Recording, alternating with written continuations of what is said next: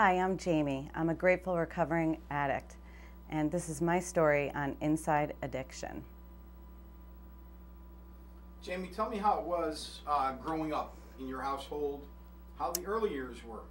Well, I was an only child, but I grew up next to friends of the family, so there were a lot of kids on the block.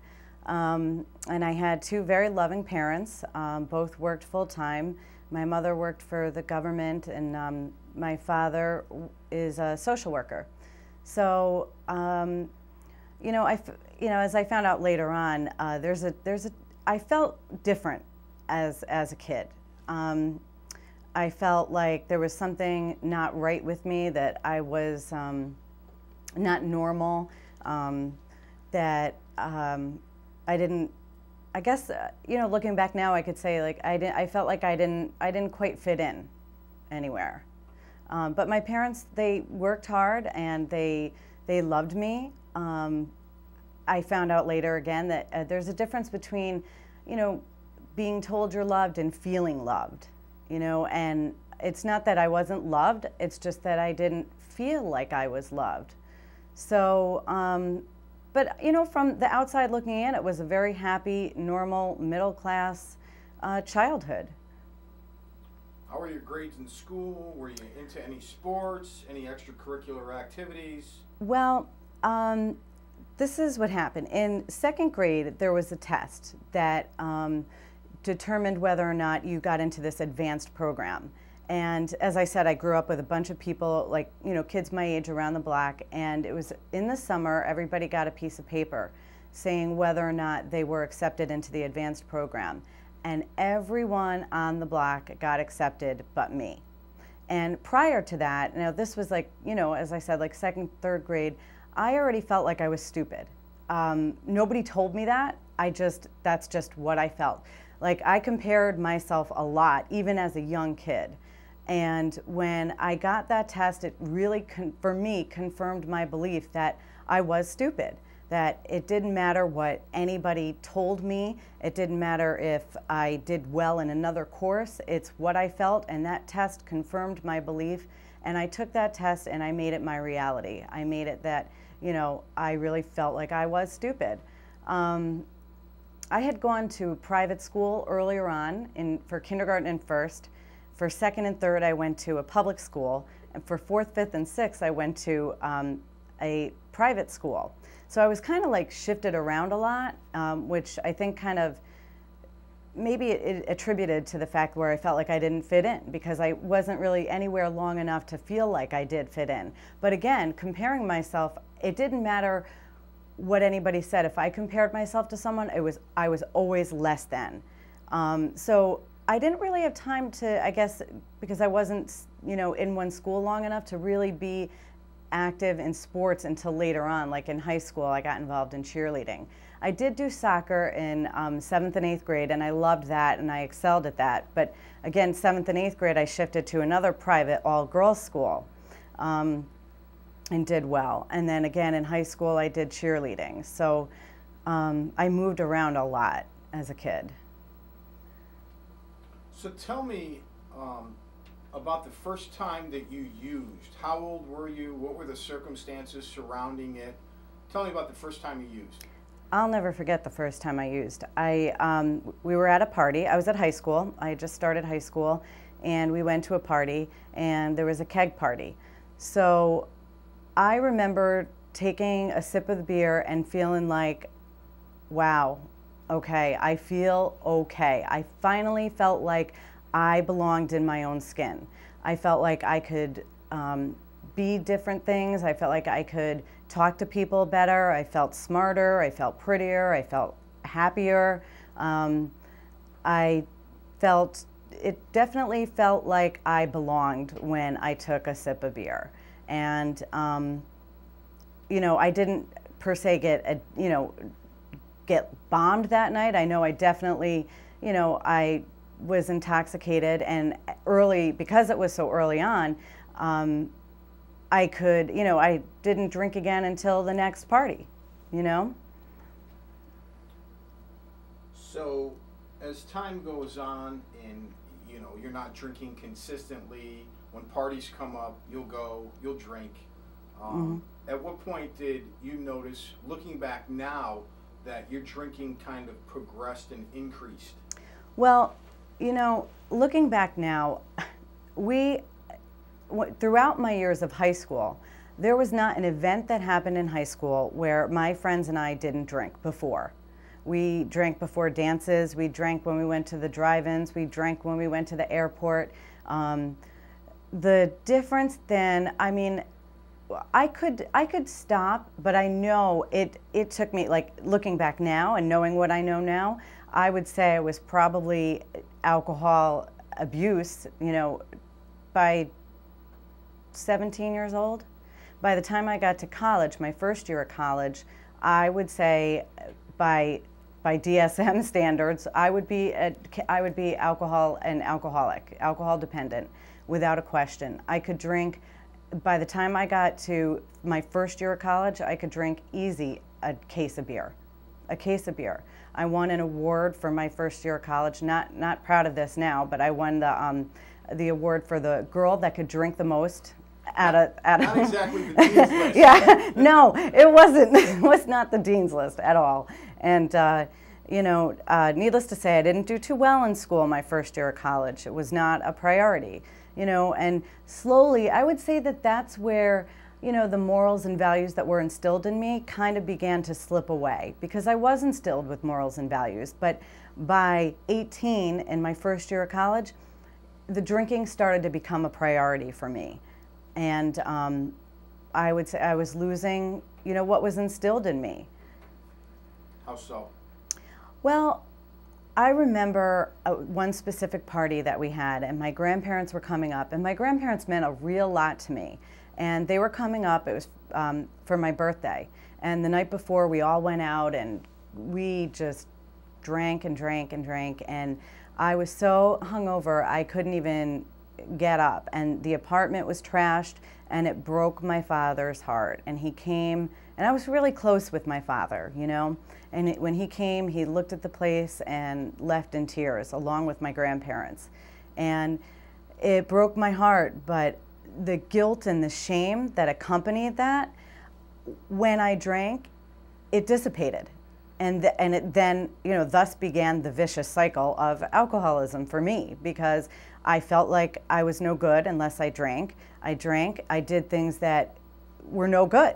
And then it reinstilled the fact that, like, I'm no good.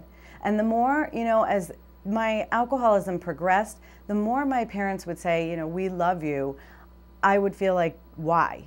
You know, why do you love me? I'm doing all these horrible things. I had parties at their house when I was in high school, you know, disrespected them, broke their trust, took the car out, was driving at 14 years old. We were, you know, like I said, I was a cheerleader in high school, and we, right before one of the dances, we shut down the dance because one of the girls that I went to high school with, that we came to the dance with, had taken a Benadryl before she drank, and when she got there, she started convulsing. So they shut the dance down. So we got in trouble for that. You know, the police came. So there were signs, and my mother knew something was going on with me, but denial really played a big part in our family. And my father didn't really want to, I don't think he wanted to believe it. And I was a real good liar and a real good manipulator, you know. What are some of the other things, looking back now, that you can see easily were like neon signs, like, whoa, Jamie, you might have a problem if, like, that's included in the progression of your use beyond college and in... Oh, later on. Well, I mean, as my addiction, I mean, it's chronic, progressive, and fatal. And for me, it was very chronic, and my addiction went into other things. I had my first blackout when I was at Buffalo State College for a semester, and that was really scary, you know, but it wasn't enough to stop me. It wasn't enough to say, all right, you know, I knew then, I said, you know, I probably have you know, this is not normal, you know, because I knew eventually, you know, I have to say, when I came back home, I was bartending, right? And so I would bartend, and even if I went out to the bar, other people would go home. And like I was like one of the last people there. Other people could stop. I couldn't stop. And I knew, I used to drink when I was bartending. I would drink and I'd be like, yep, I'm an alcoholic, and laugh about it and think it was funny, you know. And my addiction progressed. I moved to Myrtle Beach, South Carolina, when I was 26. I had won a football square, and I was bartending, and I moved to South Carolina and got into doing coke.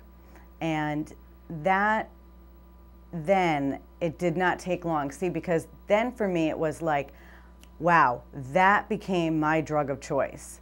It was, you know, I was consumed by where can I get it, how much can I get, how often can I get it. I would sleep all day and bartend all night. And in that, you know, in bartending, I made enough money to survive, and I didn't need to, you know, I didn't need to do anything. You know, I didn't do anything besides bartend, work, drink, and do drugs. And that was my life. And I knew, my parents knew that there was something going on with me, but they didn't quite know because I was so far away at the time, and I really, you know, like I said, I hid it well. And when I was in Myrtle Beach, I was raped at knife point by a stranger.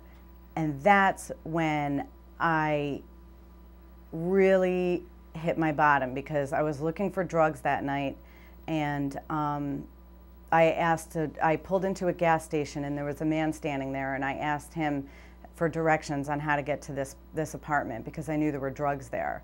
And he got in the car, and I was raped at knife point by a stranger. And I called my parents at 6 a.m. the next morning, and they came to get me. And prior to that, right before that, I had a friend in Myrtle Beach that was really concerned for me, because she said, you know, you're losing so much weight. You're like 80 pounds, 85 pounds. And she was really concerned for me, but I was really caught in the grips of my addiction at that point, that I didn't want to see it, because my drug of choice had switched. You know, I tried, you know, the geographical change, the switching substances, and at that point, then that trauma happened, and I wound up coming back home. So you're in Myrtle Beach, and you get raped. Mm-hmm.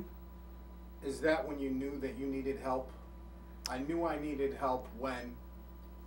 The point when I knew I needed help was after coming home. I got involved with a man who became very abusive. I got into other substances. He became very, very abusive, and I had tried to commit suicide. I'd overdosed on pills. The first time I overdosed on pills, I would say that at that point, I said, I really need help. Something's not right. However, I wouldn't say I was bouncing, you know, with joy and, you know, like, I really need some help. I'm going to go get it, you know. It was more, I need help. I don't know what to do. And I was, you know, at the end of my road. I was hopeless. I had tried, you know, like I said, a number of different things. It wasn't working. And my parents at that point were really disgusted with me. And at the time of the second that I had taken the pills the second time, police came to the door and said, you're going to come with us. And I said, why? I couldn't even fathom why they would want to come to me. And they said, did you try to hurt yourself? And I said, no. And they were like, well, did you take pills? And I said, yeah. They said, well, that's trying to hurt yourself. I had no idea that it was not against the law to do that. I was so wrapped up in my self-centeredness and my addiction that I didn't think there was a problem with that. And they admitted me into a psych ward because I had done that against my will, and they wouldn't let me go until I signed myself into a rehab. So although I knew I needed help prior to taking the pills, because I knew I had a problem, but I didn't know any other way out. It wasn't that really that I wanted to die, I just wanted the pain to stop. I wanted to stop hurting so much.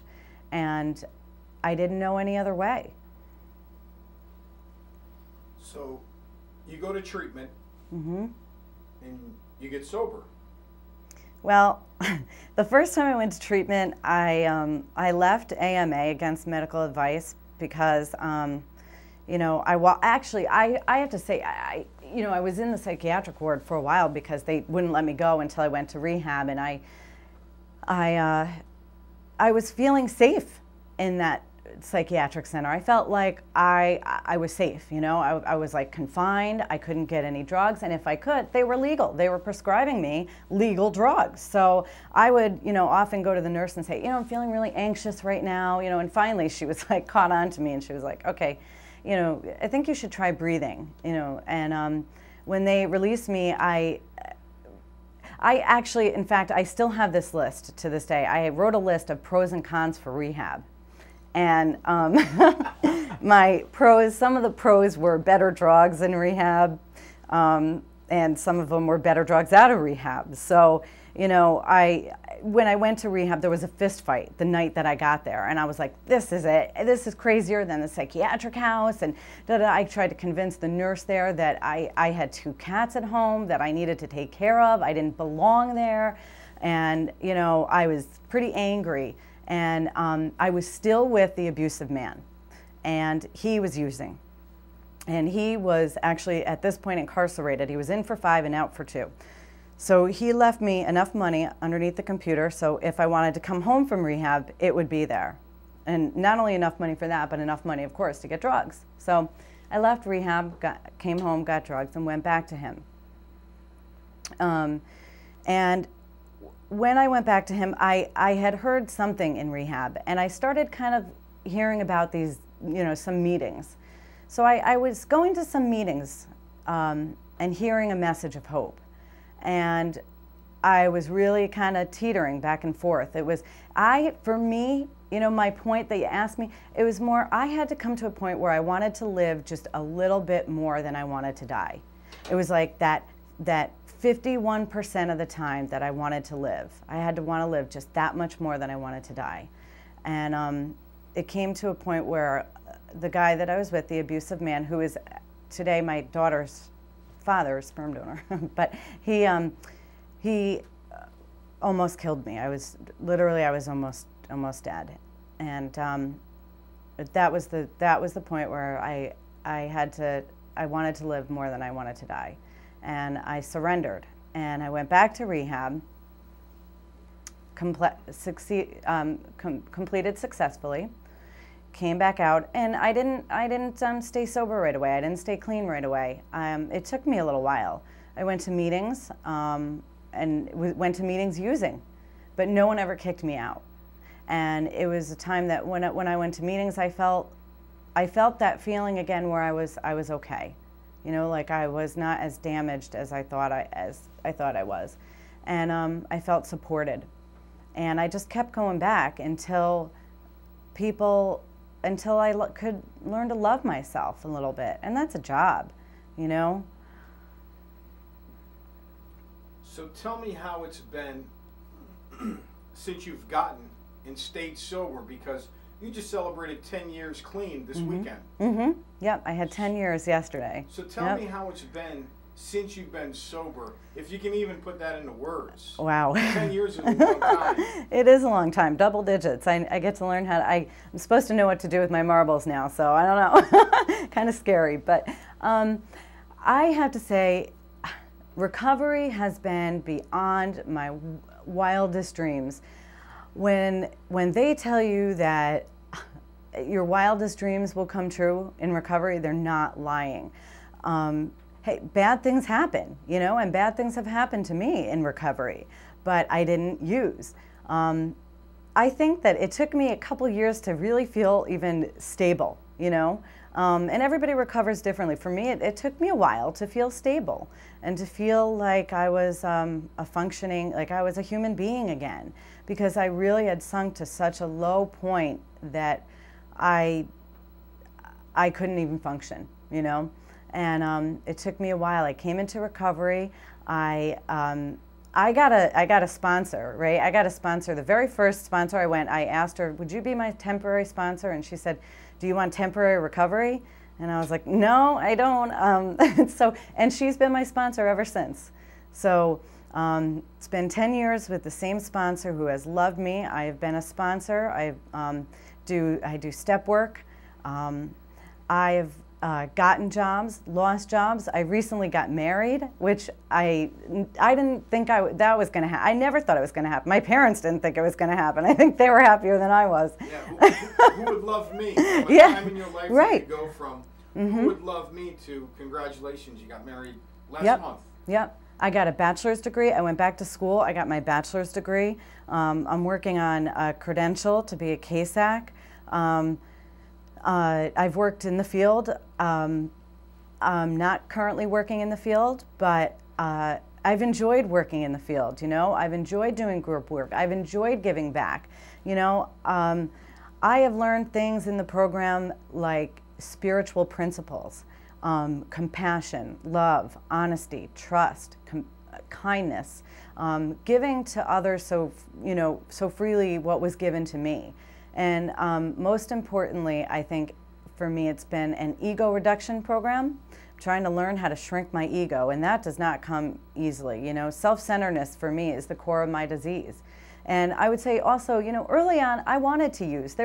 I wanted to use when I first came into recovery. I remember being at one of my first meetings, and somebody went up and got a 6-month key tag, and I looked at the person next to me and I said, I will never get 6 months clean because I can't do it. I thought there was something constitutionally incapable. I was constitutionally incapable. I was like, that works. You were that person. Yeah, it was me they were talking about, you know. Everybody else could get it, but not me. And to sit here and say that I have 10 years of consecutive clean time is a miracle, you know. But I also want to say, you know, I am no further away from a drink or a drug as a newcomer, you know, and someone with 24 hours can teach me something. I always want to remain teachable, and I don't ever want to forget my last drink or drug. Jamie, tell me how, over the course of 10 years, I can't imagine a single emotion that you haven't experienced. Anger, happiness, sadness, excitement, grief. Tell me some of the times that your recovery has been tested and yet you just didn't pick up. Okay, I could tell you a lot of those times. As I said, you know, I wound up having a child with the man who was abusive, and when I left him, I was a month pregnant, and I chose to have the child by myself. And I said, I'm going to raise her by myself. He had pushed me when I went back to him, you know, after I went back to him, and he pushed me when I was a month pregnant, and I said, you may have hurt me, but you're not going to hurt this baby, you know? And raising her alone was very challenging, you know, very challenging. She's an energetic, spirited child. And there were times when I was at my wit's end where I'd have her by myself and I'd have to go to meetings. Sometimes I'd have to bring her. Sometimes I'd have to leave the meeting because she was acting up. Going back to school with her was really tough. There were times when it got, you know, I've struggled with depression, you know, and there were times when I was like, my God, you know, a glass of wine and a cigarette would be really good right now, you know, but I was able to think it through and think it through to the end. And I was pregnant and I lost a child, and that was really sad. And my parents lost their home in a fire, and that was a home my daughter was raised in. I lived above them, and that was traumatizing and sad. There have been times when I have really wanted to use. In fact, one time, it was a couple years ago, I wanted to use so bad.